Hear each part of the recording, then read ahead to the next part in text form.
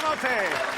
Bienvenidos a la Posada de las Almas. Hoy les proponemos que nuestro programa se convierta en un enorme tren. Vamos a hacer un viaje precioso, fantástico, un viaje muy romántico, pero también muy reivindicativo, porque vamos a hablar de un recorrido que vertebra todo el territorio aragonés. Empieza en Levante y cruza los Pirineos para llegar a Francia a través de la mítica estación de Canfranc. Van a ver unos parajes fantásticos. Es muy recomendable hacer este viaje en tren.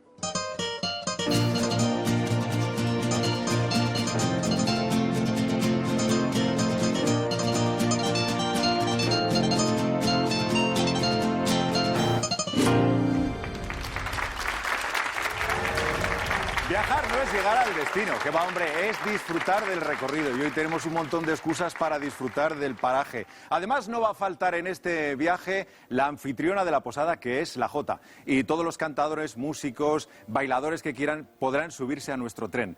Ha sido desde luego un lugar muy inspirador para ambientar historias y en el cine hay muchísimos ejemplos, pero si tenemos que buscar uno que realmente nos guste, es este. Escuchen.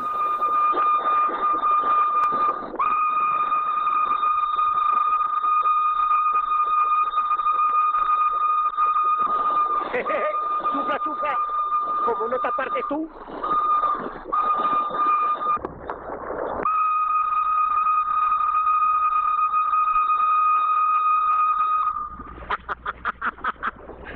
¿Has visto, Belfín, cómo se ha tenido que apartar? Qué bien resume esta mítica secuencia el carácter aragonés, ¿eh? Chufla, chufla, David contra Goliat. Bueno, vamos a hacer un largo viaje, eso sí, con muchas pausas. Y como dice la canción, quien compra nuestro billete, compra la felicidad. Así que, ¡viajeros al tren! ¡Empieza nuestro viaje! Así recibieron la llegada del tren en Aragón. A los comerciantes se les abría un mundo y Zaragoza se afianzaba como cruce de caminos. El primero en llegar a la comunidad vino de Barcelona en 1861. Hasta 1941, las compañías ferroviarias funcionaban como lo hacen actualmente las empresas de autobuses. Cada trayecto lo gestionaba una diferente. Entonces, se nacionalizó la red y pasó a ser gestionada, claro, por Renfe. De todas las líneas que pasan por Aragón, la que más kilómetros recorre va de Sagunto a Canfranc. Nos detenemos en el primer tramo. En 1901 se consigue unir la provincia de Teruel con Sagunto. Los valencianos ya podían ir ligeros en busca de las montañas turolenses. Los aragoneses ya no necesitarían largos trayectos en caballerías para llegar al mar. Eso sí, las locomotoras eran del tipo Garret, doble de pistones y de ejes, para poder subir el puerto del Escandón. ¿Qué se las traía? 6 años después, en esta misma línea, la compañía Sierra Menera, en Ojos Negros, quiere negociar el transporte de carbón. Por 1 peseta no llegaron a acuerdo. Y los empresarios mineros deciden construir su propia línea estrecha que llegara hasta el mar. Esta hasta el puerto de Sagunto. Discurría paralela a la existente y hoy nos queda de recuerdo esta vía verde. Volvemos a nuestro tren. Seguro que en él viajaron los afamados bastones de Segorbe para ser vendidos en tierras aragonesas.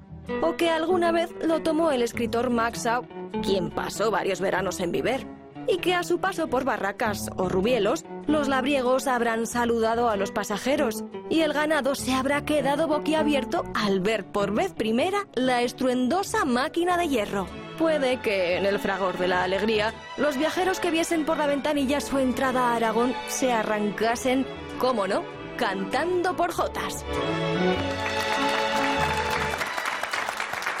Hola, Anabela Peña, buenas noches. Muy buenas noches. Aquí tenemos a nuestra historiadora de cabecera. Qué bonito es el tren, ¿eh? Pues sí. Qué romántico y qué cosa viajar en el tren. Que, claro, ahora no nos imaginamos mucho cómo fue su llegada, pero la última vez que hablamos de medios de transporte estábamos hablando de la diligencia y creo que la llegada del tren es pasar de la diligencia al tren. Vaya cambio, ¿eh? La verdad es que sí, además es la desaparición prácticamente conforme se va desarrollando el tren de ese oficio que has mencionado, que había sido durante siglos los arrieros, los carromatos, las diligencias. Claro. Es un oficio que va a desaparecer prácticamente ya a partir de entonces. Por tanto, ¿qué aporta el tren? Entiendo que más seguridad, menos tiempo de desplazamientos entre un sitio y otro. Aporta rapidez y aporta conexiones pues con unas ciudades que habíamos vivido muchas veces de espaldas unos a otros. Aportar conectividad, podríamos decirle en términos más modernos, entre centros que demandan producciones aragonesas y nosotros que podemos sacarlas de aquí, y por lo tanto es una mejoría para el nivel de vida de Aragón en general. Eso es, vamos poco a poco, porque luego hablaremos de la petición de la reivindicación de salida al mar, pero ¿cómo empieza a llegar el tren aquí y cuál es el modelo? Porque en Europa hay trenes privados, hay trenes públicos, hay compañías mixtas. ¿Cuál es el modelo nuestro? Nosotros seguimos el modelo francés. Hubo varios estados que nos apostaron por iniciativa privada, que es el caso de Inglaterra, otros por iniciativa pública. El caso francés, que es el que copiamos nosotros, era una iniciativa mixta, de dejar que las compañías privadas empezaran a preparar los primeros recorridos y después necesitaban la venia del Estado, el permiso correspondiente, las subvenciones estatales, y apostamos por ese sistema. El problema es que no siempre teníamos inversiones que buscaran realmente sacar más que escasa, totalmente la rentabilidad de eso, sin tener en cuenta otros factores. Luego entiendo que hay funcionando varias compañías, varios recorridos, pues el tren del vino de los viñedos a Zaragoza, las minas de Teruel que querrían traer también el carbón y algo que ansían todos los pueblos por aquella época, que es salir al mar, tener una salida al mar. Todos buscan conectividad con el recorrido que decíamos de tren, en unos casos pues para llevar el trigo, por ejemplo, a las harineras catalanas, y eso va a fomentar determinadas vías. Otras veces es precisamente el lignito, es decir, los recursos mineros turolenses, bajarlos hacia Sagunto. Otras veces lo que necesitamos es conectarnos con Francia, y por lo tanto van a ir surgiendo distintas líneas, unas con más éxitos que otras, y además no podemos olvidar nunca la orografía tan complicada que tenemos y que no era fácil. Hay algunos diseños pues que 32 kilómetros de ferrocarril, por ejemplo, costaron 17 años de realización. Es que pasamos, ten en cuenta, por ejemplo, salimos de Sagunto, que estamos a nivel del mar, de Puerto Sagunto, y llegamos hacia Teruel, y tenemos que remontar el puerto de Escandón, y Escandón son 1.200 y pico metros, entonces no era fácil los trazados ferroviarios en algunos momentos. ¿Y cuántos años o siglos hacía que pedíamos la salida al mar, o se buscaba esa salida al mar, esa conectividad? Pues mira, nos la quitó ni más ni menos que un rey, que en Valencia lo adoran, que en Cataluña lo adoran, que en Mallorca también, y que Aragón la verdad es que no tenemos un buen recuerdo de él. Jaime I, estamos en el siglo XIII, nos dio un hachazo con sus testamentos, vinculó la salida del Mediterráneo, la desembocadura del Ebro, la vinculó con tierras no aragonesas y nos dejó fuera de todos los circuitos comerciales que durante siglos, como era el Mediterráneo, eran los principales. Solo pudimos resarcirnos. Desde el siglo XIII esperando, ¿eh? Sí, fíjate, y además lo intentamos en el siglo XVIII. En el siglo XVIII empezamos a proyectar una España simplemente de canales, e intentamos salir por los alfaques, en la zona de Amposta, pero hasta que no llegó el ferrocarril realmente no fue posible esa salida al mar. Sabes que siempre te pregunto por los precios, lo que costaba el billete. Hoy lo he traído yo porque además se lo hemos pedido a Fernando Cobos del Centro de Estudios Almunieses, pero fíjate, los precios del billete son por kilómetro, comprendido el 20% del tesoro, 1,08, 0,81 y 0,47 pesetas en primera, segunda y tercera respectivamente. Cuando el precio excede de 10 pesetas, satisface un timbre de 10 céntimos. Estos eran los precios de aquel momento.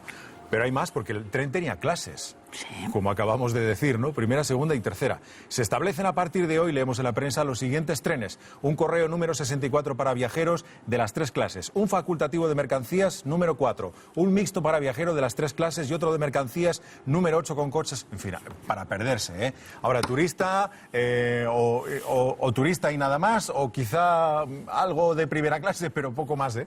No, ya esas diferencias de primera, segunda, tercera. Yo creo que en los primeros trenes, en los primerísimos llegó a haber cuarta, clase. Sí, también. Creo que sí. Pero a mí lo que me resulta siempre muy curioso son el miedo que tenían los médicos españoles en aquella época a la velocidad que adquiría el tren. O sea, ¿de verdad se hicieron estudios médicos para saber qué repercusión tendría en el cuerpo humano la velocidad del tren? Sí, es que se decía... ¿Que iba, por cierto, a qué velocidad? Pues se decía que a partir de 30 kilómetros por hora posiblemente el cuerpo humano no lo resistiera. Entonces, fíjate tú, si ahora vieran, lo sabes. Ya, bueno, quiero recordar que esa velocidad de 30 kilómetros todavía prevalece en algunos tramos de Teruel hoy. Igual es por eso, por el miedo a que el cuerpo tenga algún tipo. Sí, pues deben ser técnicos que no han superado todavía el siglo XIX y estamos en el XXI, porque Bueno, la verdad es que sí. Déjame que insista y que le dé las gracias a Fernando Cobo por traernos estas imágenes y estos precios, estas curiosidades de aquella época. Pues ya estamos subidos al tren. Unas cuantas horas, ¿eh? Bien de comida y bien de conversación, que esto es algo que el tren ha generado desde el principio. Te toque con quien te toque, ahí tienes un rato de conversación larga y seguramente amigos para toda la vida. Gracias por estar hoy con nosotros, Anabela Peña, una vez más, por contarnos algo tan importante como es la llegada del tren, que costó sobre todo la salida del mar 6 siglos esperando y sobre todo el desarrollo de Teruel. Vamos a empezar el viaje al revés de casi su desarrollo, porque vamos a empezar en Puerto Sagunto hacia arriba, hacia los Pirineos. Vamos a continuar nuestro viaje hacia los Pirineos. Próxima parada, Teruel capital. Teruel fue la última capital de España a la que llegó el ferrocarril de vía ancha. Lo hizo en 1901. La ciudad apenas contaba con 11.000 habitantes y era zona de paso. Pero la línea animaba la industria de la provincia. Por ejemplo, la fábrica de mantas de Calamocha, que llegó a tener más de 1.000 usos y a tejer 500 mantas por día. A partir de la unión de la línea con Zaragoza, se instaló una base con 60 maquinistas en Teruel. Era necesario, los trenes eran lentos y los conductores, agotados, tenían que turnarse. Es fácil imaginarlos jugando a las cartas o pasando el tiempo, porque en los más de 100 años que lleva en funcionamiento la estación apenas ha cambiado. Por allí pasaban naranjas desde Valencia a Francia, arena de Riodeva para la fábrica de vidrios de Cadrete, madera para Cella y Sarrión, y además viajaban muchos estudiantes. La universidad estaba en Zaragoza, así que la tarde del domingo los jóvenes cogían su merienda y se subían juntos en el mismo vagón. Ahí nació la tertulia del tren. Nosotros, de momento, nos paramos. Bueno, ya ven, qué bien acompañado estoy. Juan Antonio Peña, buenas noches. Buenas noches. Apasionado del tren, además pertenece a la Asociación de Amigos de Zaragoza del Ferrocarril y Tranvías. Amigos del ferrocarril, sí. Amigos del Ferrocarril y Tranvías también, ¿eh? Bueno, vaya colección, ¿eh? De trenes. Ahora nos cuenta un poco qué es cada cosa, pero usted ha hecho la línea, ha hecho el recorrido que estamos haciendo esta noche. ¿Usted lo ha probado? En los años 70 ¿Sí? Íbamos a veranear al balneario de Panticosa y me bajaba con la familia por las tardes, iba recorriendo trozos de línea, sacando fotos y disfrutando con los chicos y luego subiendo en tren, como no, desde Sabiñán iba a Canfrán en los tiempos del correo. En esa parte tan bonita, ¿no? Sí. Tiene además relación con Canfrán. ¿Cuál es su relación con Canfrán? Bueno, mi madre, que era profesora de piano, Sí. La contrataron un año para estar en Canfrán atendiendo a una familia en clases de piano y contaba la anécdota de cuando venían los alemanes, que era un espectáculo en la estación, verlos pasar por las maletas, hijo mío, de cocodrilo. Llevaban maletas de cocodrilo muy bonitas y muy bien arregladas. Se nos hace difícil imaginarnos a los nazis haciendo bajar la mercancía, abriendo los vagones con los emblemas de las SS. Estuvieron en Canfrán, Sí. y por estación por la que pasaron también muchos refugiados judíos que vinieron a España para llegar a Madrid y pasar a Portugal, ¿no? Lo hicieron por Canfrán. Don Ángel Sanbriz. Entre ellos, Sí. nuestro propio Schlinder aragonés, Sí. el ángel de Budapest. ¿Qué transportaba la línea en sus años, En sus de años, esplendor? sí, que ya sabes que la línea de Canfrán pasó temporadas en las cuales pues no tenía mucho Mucha uso, actividad. mucha actividad. Pero vamos, que yo recuerde, pues subían trenes de naranja, trenes de naranja que venían desde Valencia por la línea de Teruel y luego pues venía de Francia, pasaba Bausita. Bauxita, que es un mineral de aluminio que iba a Sabiñánigo para su elaboración. Claro, bajaría para la fábrica de aluminio. De sí. Sabiñánigo. Y luego transportes militares. También. Porque había mucho ejército en movimiento. Estamos en la frontera. Estamos hablando en la de frontera y estamos hablando de los años 40, en donde había pues mucha ebullición. Bueno, yo no sé si preguntarle la cantidad de horas que usted ha viajado en tren, pero el que viaja mucho tiene posibilidades de que le ocurran muchas cosas. Usted, por ejemplo, ha vivido un descarrilamiento. Pues sí, viví un descarrilamiento íbamos a Zuera, donde tenía familia, y entre San Mateo y Zuera, pues recuerdo que iba sentado, yo era chaval, y empezamos a ver todo. Un tío mío que iba con la bota se puso perdido y se quedó parado. Luego nos sacaron andando por un camino hasta la carretera, donde nos recogieron un tractor con un remolque. Bueno, me río porque afortunadamente no pasó nada. No pasó nada porque el tren fue un pequeño susto. No, que iba muy despacio, no podía, la burra no daba para más. Ya. Nos ha traído parte de su colección, sí. La imaginamos extensísima. Por ejemplo, ¿esto qué era? Esto era lo que se conocía como un automotor marca Renault, ABJ, es el modelo. Vale. Y este hacía el servicio rápido Zaragoza-Canfrán, Canfrán-Zaragoza. O sea, que costaba un poquito más. Sí, pagaban suplemento de velocidad, que se llamaba. ¿Qué cosas? Sí, pues era... ¿A qué velocidad podría circular, más o menos? El rombo, que lleva la velocidad máxima, era 106 kilómetros por hora. Bueno, no está mal, ¿no? 106. No está y mal. Lo que pasa es que luego el trazado de la vía no permitía pasar a veces de 50, ¿no? Sí. Entonces, esa leyenda que hay de que los maquinistas podían bajarse en algún momento, andar mientras el tren, con este no lo hacían. No. Bueno, y además, esa leyenda fundamentalmente se refiere a la burreta de Barbastro. Vale. Sí. ¿Y este era el vagón o el coche habitual? El coche sí, uno de los habituales que había, que le llamaban un verderón, y era un coche muy habitual que procedía de coches de madera que los forraron de chapa de hierro. Y este era el TAF. ¿Y esto qué es? El TAF era un tren automotor Fiat, y hacía el servicio, por lo que me han contado, desde Valencia-Canfrán, Bilbao-Barcelona. Entonces, en la estación del Arrabal intercambiaban coches según el destino de los viajeros. Claro, porque a los que llevan pasajeros les llamamos coches, los otros son vagones. Los coches son vehículos para llevar personas. Exacto. He nombrado ya a los maquinistas, pero los trenes tienen muchos personajes, no solo los revisores, etcétera. Creo que hay uno muy destacado. Sí, bueno, un amigo mío que es maquinista con el Canfrán, que hemos viajado mucho, me contaba que clasificaba a la gente en tontos, muy tontos, y el palancas. El palancas, que por lo visto se bajó a hacer sus necesidades en un sitio y no frenó el tren. Y entonces se pegó un rato el tren moviéndose así. ¿Un tren de pasajeros? No, sería de carga. Bueno, porque si no, qué divertido, ¿no? Todos aplaudiéndole ahí al señor la obra que había dejado y... Sí. Es curioso, ¿verdad? Imagino que estará disfrutando tanto como nosotros de nuestro recorrido de hoy. Por favor, el Canfrán es uno de mis sueños. ¿Sí? Sí, claro. ¿Le gustaría de nuevo que...? De nuevo. Aunque la última experiencia que tuve no fue muy positiva porque subí en tren, qué bien, además me dejaron incluso en la cabina, y a la bajada resulta que se averió el tren y me metieron en un microbús que me hizo recorrer todas las carreteras y entrar en todos los apeaderos, en fin, un martirio. Qué pena. Con ganas de montar en el tren y que te metan en un microbús, pues no... Para una vez, ¿verdad?, que uno decide montarse. Sí. Bueno, gracias por traernos estos tesoros. Un placer conocerle. Igualmente, el placer es mío. Ya tenemos al Palancas fichado, para contar alguna que otra historia de él.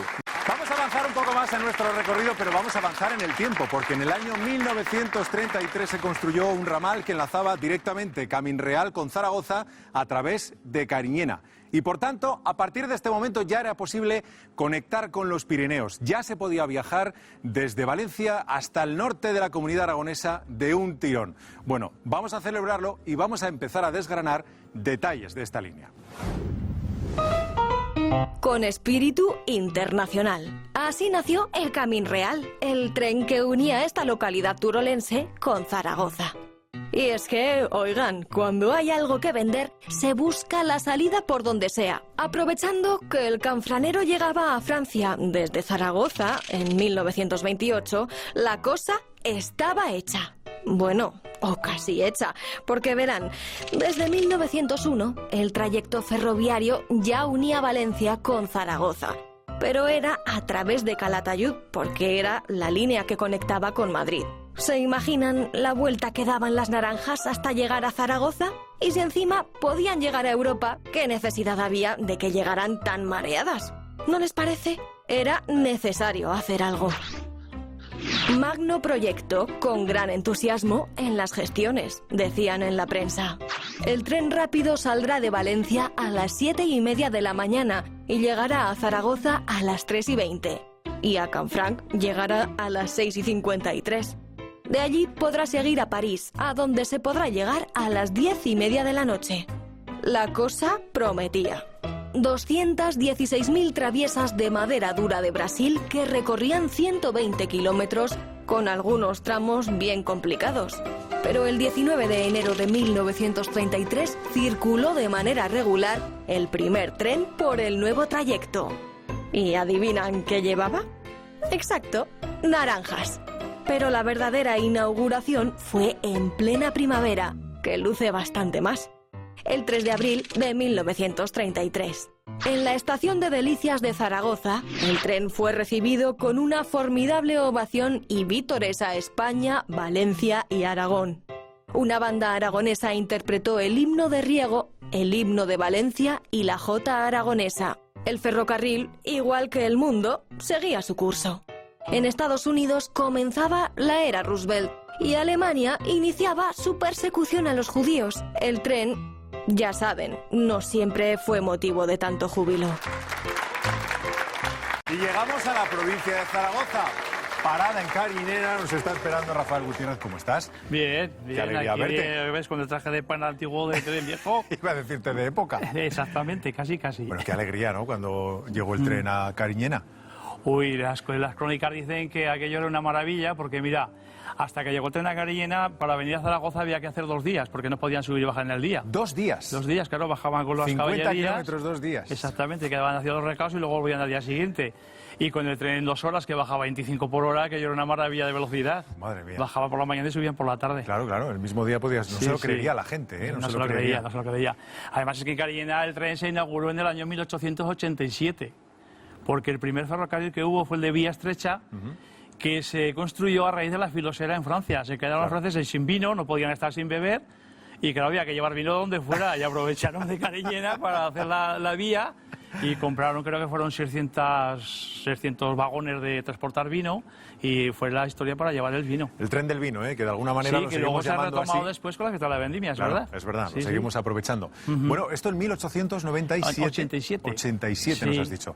Pero Sí, luego había sí. otro capítulo muy importante, ya en el 33, con ese famoso ramal. Sí, claro, luego en el que 33 ya se conectaría con inauguró Zaragoza. el camión real, que era el que unía de Canfranc a Francia, y en fin, y era de vía ancha, ya bueno, la métrica que hay ahora.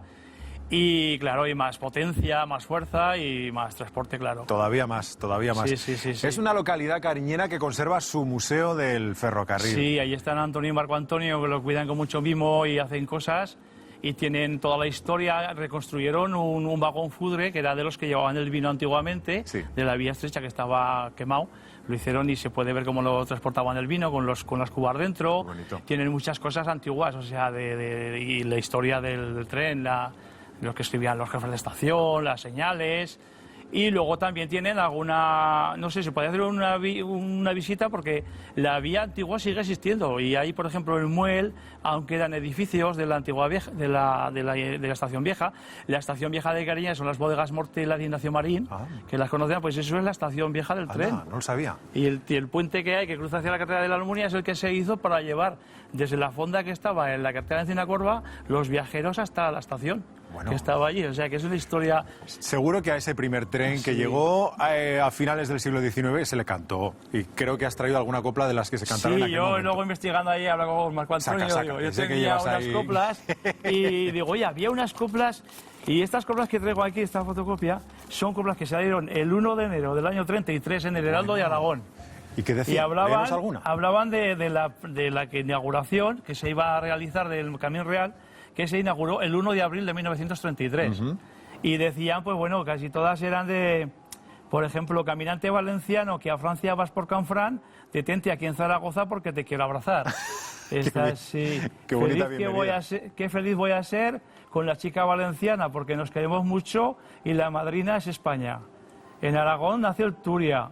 Y en Valencia entra en el mar. Y como el Turia y Aragón, también allí quiere entrar. O sea, Bueno. todas cosas de... Oye, gracias por traernos este regalo del año 33, ¿eh? Sí, Nada menos, nada una menos. fotocopia. Qué bien. Y bueno, yo voy a cantar una de estas. ¿Sí? Le ha comprado el estilo de Cariñena, no podía ser de otra forma. Y a ver qué tal sale y vamos a intentarlo. Pues si hay una uva que se llama Cariñena y Claro. que hizo resurgir el vino, el tren del vino, pues tiene que haber una jota que también se Claro, llame Cariñena. ahí está. Vamos a disfrutarlo. Pues bueno. Nos estamos acercando a Zaragoza en este momento, pero voy a ir de la mano de alguien que conoce muy bien el mundo del tren. Porque aquí tenemos la esencia de esta noche del programa. Vicente Reblet, ¿qué tal? ¿Cómo estás? Bien. La esencia de esta noche, que es la unión de la Jota y el ferrocarril. Pues aquí tienen a alguien que ha trabajado y mucho con ferrocarriles y supongo que cantando muchas jotas Toda la también. vida. Desde los 15 añicos, arreglando maquinaria sobre No, todo. a los 15 entré en la escuela de formación profesional y luego cuando sabía mucho, entonces me llevaron a trabajar como un cosaco. Y luego, pero luego llegarías al taller y dirías, bueno, me han enseñado un poco, pero lo que No, tengo que sí. aprender aquí, tela marinera, ¿no? Muy bien, muy bien. ¿Sí? Sí. Un enamorado del tren, entiendo, ¿o qué, Vicente? Bueno, quieras que no, pues te acomodas a ello y, en fin, yo he vivido muy bien, muy a gusto y he visto todo lo que he querido porque como teníamos los viajes gratis, pues no tenías que ir andando, ibas en tren. Y bueno, he tocado todos los temas porque empecé con el vapor, con las máquinas de vapor. ¡Hala! Luego, hombre, claro, Bueno, pero eso tenía que ser muy difícil. o cuando no había tren. Claro. Prácticamente. Pero mantener el mantenimiento de esas máquinas tenía que ser complicado. ¿Qué? Si te lo explico, es para mucho. Eso pesaban mucho. Mira, las piezas pesaban unas burradas. No teníamos ni carretillos para llevarlas, había que llevarlas al hombro. Luego Sí. se fue suavizando eso. Vinieron las de fuel, Ajá. que esas te manchabas mucho, Claro. pero no eran tan malas de. Bueno. Luego las eléctricas. Luego, antes las diésel, luego las eléctricas y ahora al final lo sabes que lo sabes ni los ves ni pasar. ¿Y tú que las has arreglado? ¿Cuáles son las que más te gustaban? Hombre, Porque las que las más de me vapor- gustaban, ahora al último, porque al final me transformaron y yo empecé de mecánico y luego fui mecánico electricista. Sí. Entonces tocábamos el tema de la parte eléctrica de las máquinas. En principio me tocaba la de vapor con las muelles, las ballestas esas, pesan 100 y pico kilos y había que llevar al hombro, entre dos. Si no, había crecido más, por eso, porque te chafaban aquellas unas burradas. ¿Y cuándo empezaste a cantar jota? Porque si empiezas a estudiar a los 15 años, ¿ya estabas cantando jota o empezaste un poco después? No, hombre, cuando cogía tragos de gaseosa, entonces...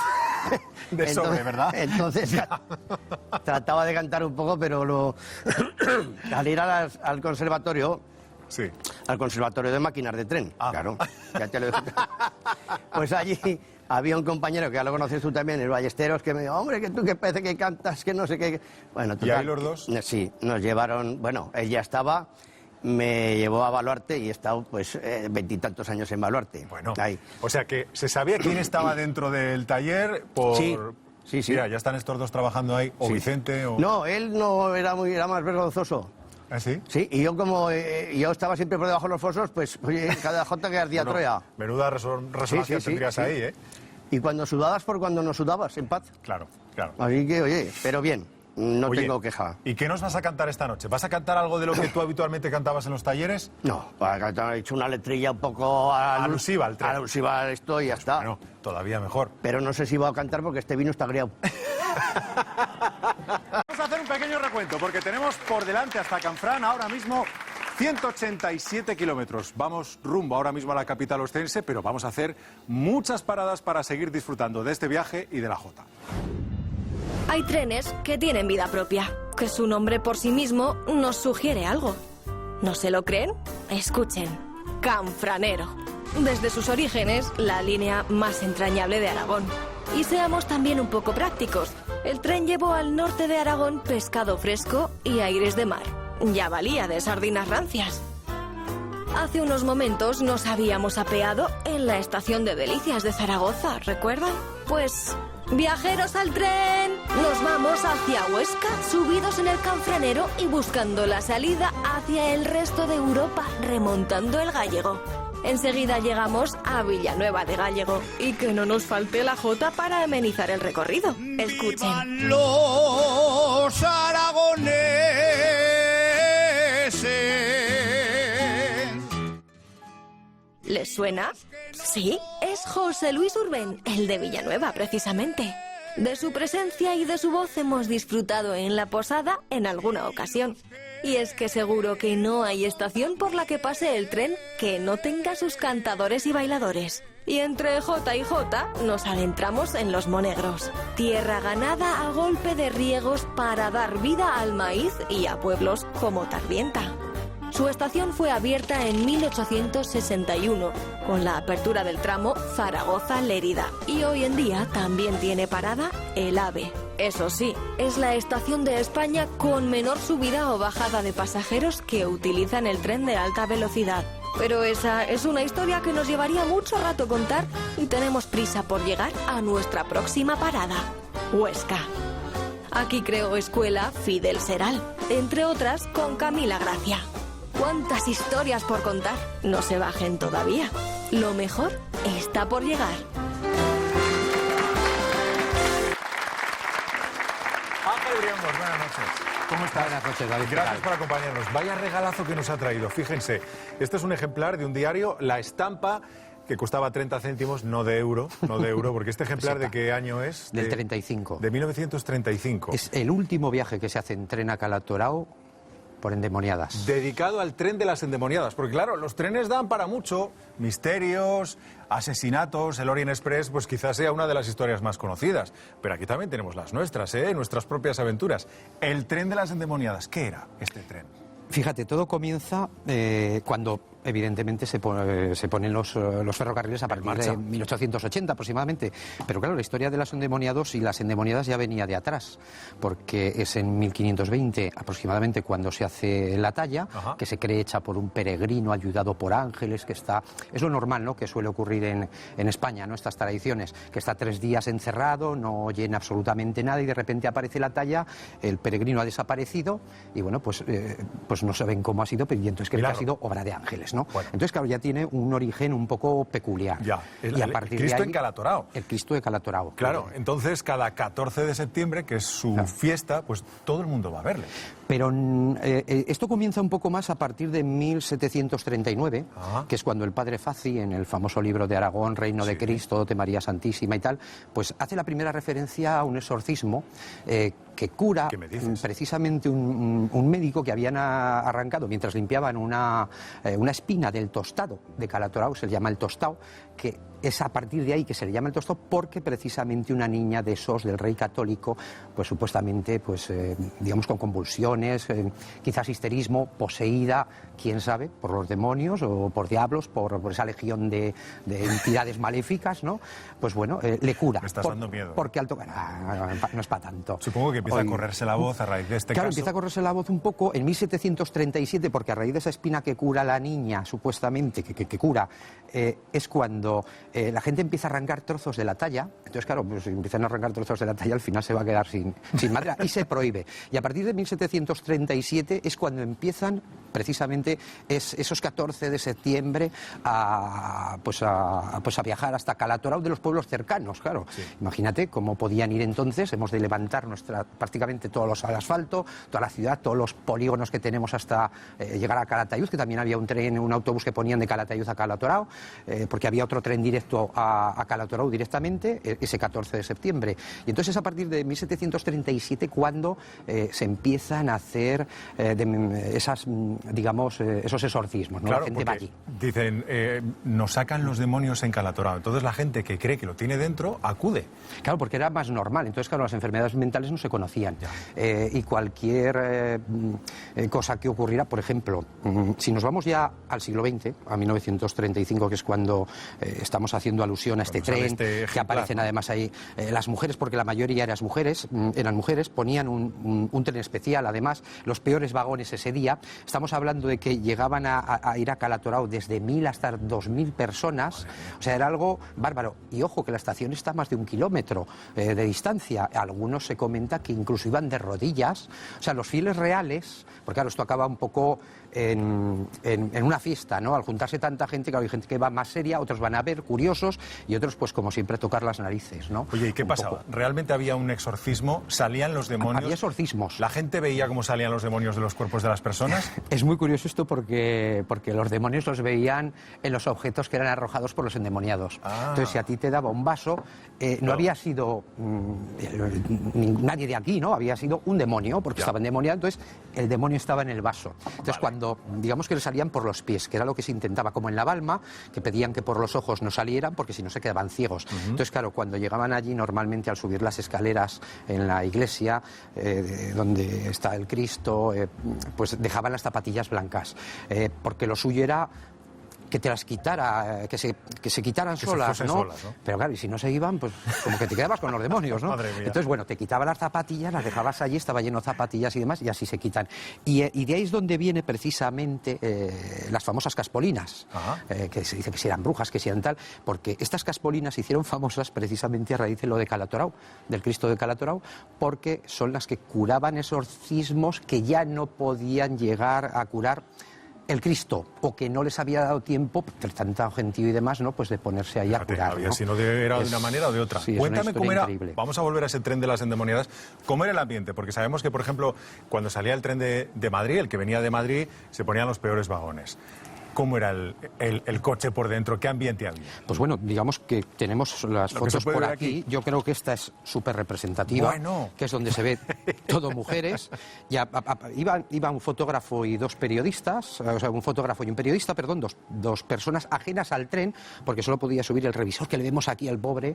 Y claro, pues, ¿cómo acabaría el revisor? Pues imagínate cómo acabaría, porque además los vestidos, es que lo interesante de esto es que estos son los vestidos, el eco de los siglos anteriores. O sea, tal como vestía la gente pobre, aunque fueran personas adineradas, no se vestían con las mejores ropas, tenían que ponerse los peores harapos, porque precisamente era lo que ocurrir cualquier cosa, se les iba a quitar. Si tenían un dolor en el brazo, pues se le quitaría la camisa. Pues, si tenían en las piernas, pues el pantalón. Y si lo tenían en la cadera, pues al final acababan prácticamente desnudos, y desnudas principalmente. Entonces aquello ya derivó un poco con el paso de los años, pues digamos que casi en una orgía, donde las mujeres, digamos, pues ahí, digamos, se desenfrenaban, ¿no? Y donde, porque claro, el comentarista, el periodista de la época, duró hora y media el viaje y dice que eso sí que era un infierno, porque no hacían más que beber. O sea, llegaban ya prácticamente borrachas. O sea, por un lado estaba la realidad de los auténticos poseídos, que ya se iba perdiendo, ya se empezaba a conocer más psicología, las enfermedades y tal, y por otro quedaba todavía este remanente, ¿vale? Que precisamente es curioso, tenemos una joya, porque en 1935 es el último año en el que se hace, porque luego ya vino la Guerra Civil. Te iba a preguntar eso, que ¿cuánto tiempo duró? O sea, este puede ser el último ejemplar que informó de aquello, porque luego vendría la Guerra Civil y se acabó, y la Iglesia tomó cartas en el asunto. Hombre, realmente pues claro, cada 14 de septiembre tener semejante clientela allí. Sí, seguían y demás, pero ya se había prohibido, digamos, lo que es la llegada del tren, no, porque se sigue informando de que sigue llegando, pero se prohíbe más el tema de las posesiones. Hasta 1948. Que vuelven a hacerse otra vez, o sea, se empieza a realizar y otra vez en la década de 1950 desaparece.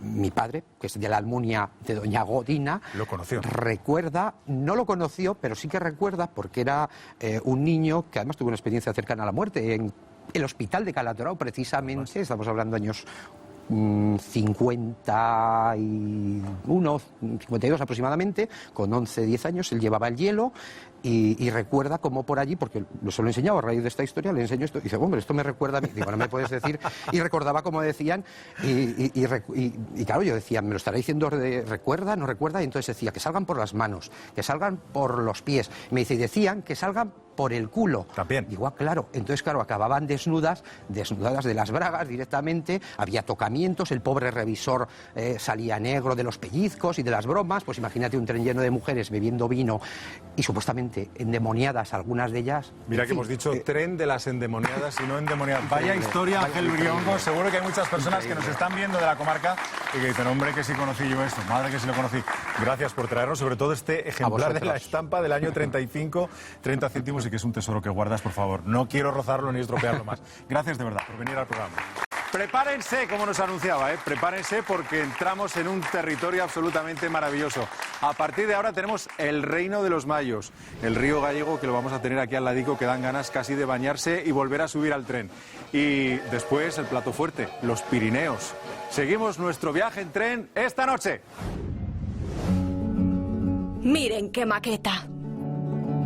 El canfranero al detalle. Es que este recorrido bien merece verlo desde cualquier ángulo. Y nunca falta alguien que con tanta dedicación nos lo muestre a pequeña escala. Sus túneles, sus montañas. Ya ven qué maravilla. Salimos de Huesca y ponemos rumbo a Ayerbe. La primera locomotora llegó allí en el verano de 1891. Los trenes dieron vida allí por donde pasaban. ¿Imaginan cuántas vidas acercó? Y el tren sigue su recorrido. ¿Qué les parece la estampa? Inconfundible, ¿verdad? Los mayos de Riglos, imponentes, majestuosos. El canfranero aminora la marcha. No es para menos. Curvas, pueblos como Caldearenas, el embalse de la Peña y Sabiñánigo. Tierra de jotas de ronda, de jotas encadieras al calor de un fuego acogedor. Hoy ya no se cantan coplas tan particulares como esta que recoge Demetrio Galambergua en el libro de la jota aragonesa. No te cases ni en Tabubal, ni en Taoz, ni en Tasallén. Hazlo en Sabiñánigo, que verás pasar o tren. Y es que la llegada del ferrocarril llevó el progreso a muchos pueblos de la zona, incluido al entonces pequeño pueblo de Sabiñánigo. La Peña Oroel nos anuncia que estamos llegando a Jaca. Nos queda el tramo más pacífico y bello de nuestro viaje. Tengo aquí un par de invitados con los que vamos a recordar grandes momentos del tren. Por un lado, Luis Granel en representación de Crezco, la coordinadora para la reapertura del ferrocarril Canfranc-Olorón, que en Francia se llama al revés, Creloc, Crezco. Y Carmen Tresaco, desde la Asociación de Ayerbe. Bienvenida, buenas noches. Ayerbe Estación. Ayerbe Estación, ¿cómo estáis? ¿Bien? Bien. Emocionados, Bien. imagino, porque vamos a Muy hablar de algo emocionados. por lo que estáis luchando desde hace mucho tiempo. Para empezar, el año pasado se celebró el 125 aniversario de la llegada del tren a Ayerbe. Lo hicisteis vestidos de época en la estación. Ahora nos cuentas con más detalle. De la locomotora. De la locomotora. Porque de la enseguida locomotora. dijeron, no llegó antes Ayerbe. Digo, la locomotora sí que llegó antes porque se picaron los de Canfranc y Jaca y por ahí. Ya Dijeron, estamos. ya estamos allí Ya estamos. en Ayerbe. ¿Por qué? Bueno, háblanos de la importancia de la línea. ¿Qué supuso la puesta en marcha del Canfranc? Pues la puesta en marcha del ferrocarril internacional de Canfranc supuso un sueño para los aragoneses que 75 años antes ya lo pedían, ¿no? Hubo manifestaciones en Zaragoza, hubo un movimiento muy importante. Costó mucho hacerlo porque, bueno, se había construido una línea hasta Huesca y a mediados del siglo XIX, bueno, pues se empezó a construir la línea de Canfranc por una compañía, la Compañía Aragonesa del Ferrocarril a Francia por Canfranc, con poco dinero, como tantas cosas en esta tierra, y claro, pues por eso el trazado entre Huesca y Jaca pues no es un trazado maravilloso, es un trazado, bueno, pero funcionaba, ¿no? Pero al llegar a Jaca se les acabó la pasta y ahí acabaron vendiendo la empresa y la línea a una gran compañía que era Caminos de Hierro del Norte. Ajá. Y es la Compañía del Norte es la que acaba el tramo último desde Jaca a Canfranc, que es de un nivel de ingeniería muy superior, porque claro, tenían que superar en 24 kilómetros y medio, tenían, ¿no?, que subir casi 360 metros de desnivel. Entonces, claro, es un trazado espectacular. Tiene, en esa distancia solo tiene 19 túneles, 7 viaductos, incluso un gran lazo. El ferrocarril sube hacia Canfranc, luego vuelve hacia Jaca y luego vuelve a subir hacia Canfranc otra vez, con un viaducto espectacular, el viaducto de Cenarbe. Oye, pero fue por lo que nos cuentas como una especie de... Fuimos adelantados por un sueño que teníamos aquí de abrir camino con Francia. Pensábamos que iba a ser más fácil establecer conexiones del comercio. Efectivamente, se adelantaron los aragoneses de aquella época, se adelantaron a su tiempo porque luego se demostró que no había tráfico suficiente para mantener la línea. La línea, salvo en la Segunda Guerra Mundial, que por razones estratégicas tuvo un tráfico muy importante, tenía muy poco tráfico. La línea no era rentable, sobre todo para Francia, que Francia exportaba hacia España mercancías, los trenes subían cargados y luego cuando bajaban, que tenían que consumir menos energía, bajaban vacíos. Entonces, cuando en el año 70 se produjo el accidente del puente de Stanguet, aprovecharon, bueno, Fue la excusa perfecta para Francia para decir, bueno, ya está. Oficialmente suspendieron provisionalmente el tráfico. Bueno, pero hasta provisionalmente está, ¿no? Siempre que hablamos de ese accidente, siempre nos sale esa manera aragonesa nuestra de ver las cosas de otro lado, ¿no? Como que ¿fue accidente realmente? Sí, ¿Hubo sí, una sí, especie fue un accidente. ¿Fue un boicot para terminar con esa línea? Hubiera sido una temeridad provocar un accidente como aquel. El problema es que por esa falta de rentabilidad empezaron a reducir gastos. Y una forma de reducir gastos fue cerrar algunas subestaciones transformadoras de las que alimentaban la catenaria de la que el tren toma la corriente. Entonces, aquella mañana del 27 de marzo de 1970, subía un tren con unas 300 toneladas de maíz hacia Canfranc y la tensión en la catenaria era muy baja y el tren empezó, en las rampas más fuertes, empezó a patinar. Entonces fueron a echar arena a la vía, que es para incrementar el rozamiento, es un procedimiento que hoy todavía se utiliza en los trenes, y o no había arena en los areneros o se congelaron, entonces pararon el tren en la vía y bajaron los maquinistas a poner tierrecita y piedrecitas en el carril, a mano. Una vez que arranca el tren ya hubiera seguido. En ese momento saltó un disyuntor en una subestación y la catenaria se quedó sin ninguna corriente. Y el tren no le habían echado el freno de mano, tenía solo el freno eléctrico. Entonces el tren con ese tonelaje bajó marcha atrás a la deriva sin nadie dentro del tren, porque los maquinistas estaban poniendo la tierrecita. Se calcula que el tren pudo llegar a circular a más de 100 kilómetros por hora. No descarriló, pero al pasar por el puente de Estanguet, que era un puente metálico de estos de cajón, y el tren iba por dentro, las locomotoras estaban en una curva, iban tan pingadas de la propia inercia que las locomotoras engancharon el puente, lo arrancaron y se cayeron las locomotoras con el puente al lecho del río. Bueno. Que vaya accidente. Vamos a hablar del futuro porque creo que estamos en el momento más cercano para eso que lleváis pidiendo muchas asociaciones, CREFCO, sobre todo CRELOC, en Francia para la reapertura de esta línea internacional, porque ha ocurrido algo muy importante. En Francia, por un lado, funciona una conexión Oloron-Bedús que está gustando y está funcionando muy bien, está conectando en Francia y les está haciendo ver que el tren es importante, pero Aquitania y Aragón van a la vez de la mano para pedir financiación incluso a Europa, a la que el proyecto le encanta, porque está hecho ya el recorrido, ¿no? Simplemente sería arreglarlo y ponerlo en funcionamiento. Efectivamente. Ahora, bueno, se creó ya hace aproximadamente 5 años un grupo cuatripartito que está formado por los dos gobiernos nacionales de España y Francia y las dos regiones que son las que han estado tirando del carro. Digamos que al sur de Francia siempre le ha interesado, pero al norte de Francia, el gobierno francés no ha estado muy interesado con esta conexión. Un poco como a Madrid. Pero estamos más cerca que nunca de ese instante de reapertura. Sí, porque por primera vez en 40 y tantos años se ha reabierto un tramo de esa vía desde Oloron hasta Bedús. Es un tramo precioso, además, en el que la región ha invertido 102 millones de euros en 25 kilómetros. No tendría sentido, y porque los pueblos a los que atiende, el más grande, tiene 400 habitantes. No tendría sentido invertir 100 millones para dar servicio a esos pueblos tan pequeños que con un autobús los podías atender. Eso se ha hecho pensando en la reapertura. Queda el tramo final, un tramo un poquito más largo, más difícil, y que exigirá una inversión de entre 350 a 400 millones. Ahora te preguntaré por las expectativas, pero no quiero olvidar esa gran fiesta que celebrasteis en agosto del año pasado, 125 años, en julio, de la llegada en verano, en definitiva. Con trajes de época y todo, pero bueno, lo hicisteis a lo grande, ¿eh? Qué bien lo pasasteis ese día. La verdad es que fue tan emocionante. Llegar en tren.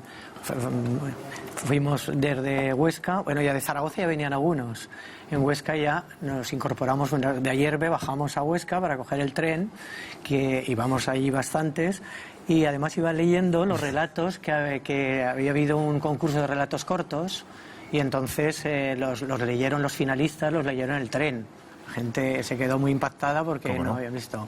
Oye, queda mucha documentación, fotos de época, guardado de lo que supuso el paso del tren en Ayerbe, por ejemplo. Muchísimas. Además había un fotógrafo que hizo fotografías antiguas, o sea, de época. Qué bonito. Con la cámara. Con la cámara un antigua. Fotógrafo estupendo y en blanco y negro, lógicamente. Claro. Y al llegar en Ayerbe, de repente bajar y encontrar en la estación unas 300 personas. Yo salí y me volví otra vez a meter porque no se podía llegar. Estaban todas las autoridades, estaban los gigantes, las campanas sonando, el alcalde esperando. Dirías, ¿tú he venido a Ayerbe o he viajado realmente en el tiempo? Porque, claro, yo me crié, yo de pequeña, aunque era de Huesca, yo me crié en Ayerbe y yo recordaba siempre la estación llena de gente, la cantina, que estaba una tía mía. Y entonces reproducimos esto, teníamos tortas y además por gentileza de vinos, Edra, nos dimos a probar el vino inaugurado que se llamaba Próxima Estación. Y entonces ahí en la estación era, bueno, un follón de gente, ya digo que es que no se podía, o sea, los trenes allí además, claro, fue muy bonito porque al marchar los trenes bailaron los del grupo Santa Leticia, bailaron enfrente del andén y claro, toda la gente se echó a las vías a verlo, porque ya no pasaban trenes, ya lo sabíamos que no pasaba. Y entonces fue un momento, las tortas, la gente, el alcalde... Cada vez iban a entregar el premio al llegar a la estación y no podían, o sea, estábamos allí. Bueno. Estamos disfrutando mucho de las imágenes, pero vamos a recordar un poco esa gran fiesta. Carmen, gracias por estar hoy con nosotros y recordarnos este hito histórico para una localidad que gracias al tren ha tenido muchísima vida, ojalá la siga teniendo. Luis, luego seguimos hablando del Canfranc, que la estación ya es otro capítulo que merece otro capítulo aparte, mejor dicho. Gracias, Carmen. Lo seguiremos haciendo, Lo seguiremos haciendo todos los años, todos los meses de julio en verano será esa gran fiesta de la llegada del tren. El mismo día, ese mismo día. A ver si el tren del futuro viaja al pasado. Gracias. Quedaos conmigo porque nos quedan, señoras y señores, 20 kilómetros para llegar a Canfranc. Es el último tramo y el más espectacular porque van a ver el valle, pero a ras, desde la vía. Da un poco de vértigo. Vamos hacia Canfranc. 19 túneles separan Jaca de Canfranc Estación. Nada ha acelerado la velocidad de este tramo. ¿Para qué? Imaginen abrirse paso entre cimas que rozan los 3.000 metros de altura. El viaje promete. Atravesamos el viaducto de Cenarbe, más conocido como San Juan. El trayecto se hace corto y sin darnos cuenta llegamos a la estación de Canfranc. Impresionante, 241 metros de longitud con tantas ventanas como días tiene el año y 156 puertas. Era la segunda terminal más grande de Europa después de la de Leipzig en Alemania. Hay quien la llama el Titanic encallado del Pirineo. Con sol, nevada, con gente, en soledad. Sigue siendo la más bella. Primero se construyó el túnel de unos 8 kilómetros que unía España con Francia. Aquí vemos el inicio de las obras en 1908. El túnel se terminaría en 1915. En 1923 comenzaron las obras de la estación de Canfranc y el 18 de julio de 1928 se inauguró. Todo un acontecimiento en el que estuvieron presentes Alfonso XIII, el presidente francés Gaston Doumer y la florinata de la sociedad. Las naranjas valencianas de las que hablábamos antes, además, por supuesto, de los pasajeros, ya tenían abierta la puerta al resto de Europa. Fueron años de esplendor ferroviario. Pero la estación de Canfranc estaba destinada a hacer historia. Durante la Guerra Civil Española, el túnel se tapió, porque se temía que los republicanos pudiesen entrar por el paso. Aún así, la estación salió reforzada porque las estaciones de Irún y Portbou se destruyeron, y las mercancías tuvieron que pasar por Canfranc. Pero llegaría la Segunda Guerra Mundial. Las SS vigilaban la estación y es que, además de los inocentes cítricos y otros alimentos, por allí pasaban vagones cargados de oro procedentes de Alemania. Parte de ese oro se quedaba en España.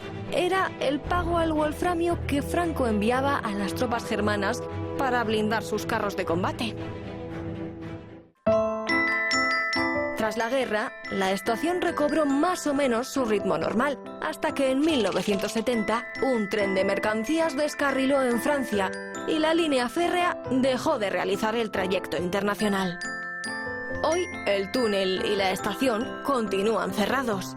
El túnel, con las vías aún soterradas, es una salida de emergencia del gran laboratorio físico de referencia internacional que alberga el actual túnel del Somport. otra joya bastante desconocida que encierra nuestra tierra. Cada año, Canfranc saca sus mejores galas y recrea el momento de la inauguración de la estación hace ya 88 años. Nostalgia de otros tiempos y esperanza en que algún día recupere el esplendor de antaño. Sería bonito, ¿no creen? Hola de nuevo, Luis Granel. Hola. Pues ya estamos en Canfranc, ya estamos en este sitio maravilloso, con esa estación más grande que el Titanic, como suele decir el eslogan. ¿Cuánto tiempo costaba el Zaragoza-Canfranc en los años buenos? Cuando mejor estuvo la línea, el tren rápido Canfranc-Madrid bajaba de Canfranc a Zaragoza en 3 horas 10 minutos. 3 horas 10 minutos. ¿Cuánto tiempo cuesta ahora? 3 horas 45. Esto no es bueno. Eso indica el mal estado de la línea. Ya. Bueno, estamos aquí en la puerta con ganas de empujarla y de abrirla hacia el otro lado, pero vamos a recrearnos en este lugar magnífico como es Canfranc y su estación. Espectacular. Con toda la vida que debió de tener, ¿eh? Claro, es una estación muy grande y curiosa, tiene la singularidad que es la única estación fronteriza que es común para los ferrocarriles españoles y franceses, porque, por ejemplo, a la estación de Portbou le corresponde Cerver en Francia, a la de Irún, en la parte atlántica, le corresponde Hendaye. Sin embargo, en Canfranc, por las peculiaridades del terreno, decidieron los dos países hacer una única estación y usarla conjuntamente. Por eso es una estación enorme. Claro. Allí residían ferroviarios, residían aduaneros, policías o carabineros, y tenían que caber los trenes. La estación de Canfranc, entre las vías de ancho español y las de ancho francés, que son más estrechas por desgracia para nosotros, había 27 vías en paralelo. Madre mía.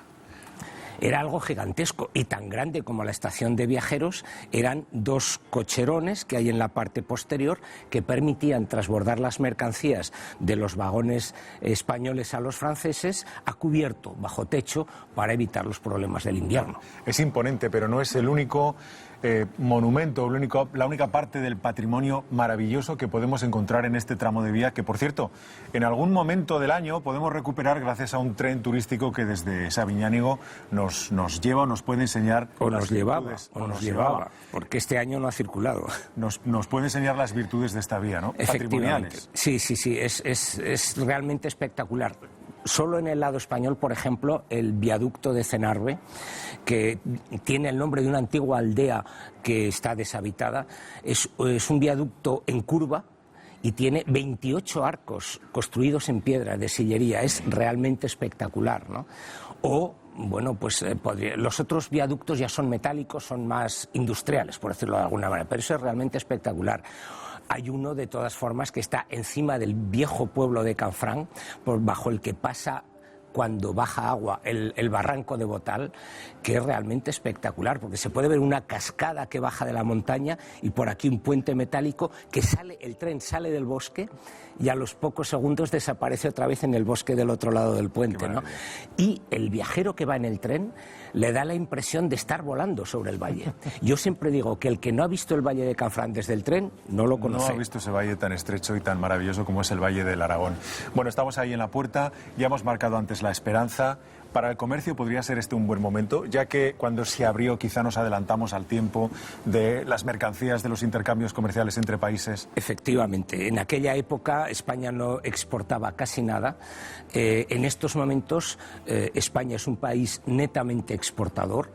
Y Zaragoza, dentro de ese movimiento exportador, tiene no solo industrias que fabrican productos que se exportan, sino además tiene un centro logístico impresionante, fundamentalmente en la plataforma logística, pero también en la terminal marítima de Zaragoza, con un potencial exportador impresionante que en estos momentos o bien hay que enviarlo por los pasos extremos de la cordillera o bien pasa a Francia en camión, agravando los problemas ambientales, de tráfico, de seguridad que hay en las carreteras del Pirineo y en las carreteras francesas, ¿no?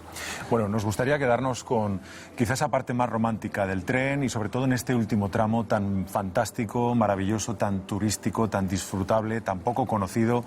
¿Qué imagen tienes tú en la retina, además de esta que nos acabas de regalar, de esa cascada que atraviesa el Canfranero antes de llegar a la estación? Pues la imagen que tengo es quizá la de la mayor movilización que se ha hecho en Aragón. Nosotros en Crefco llevamos, pues este mes de abril hará 24 años existiendo y trabajando por la reapertura. No lo hemos conseguido, o sea que, pero bueno, seguiremos. Estamos cerca. Seguiremos. Pero en 1988 nosotros aún no existíamos como organización. Muchos ayuntamientos de Aragón se pusieron de acuerdo. La dirección de Renfe de aquella época colaboró. Subieron a Canfrán 5 trenes especiales, además de los trenes regulares.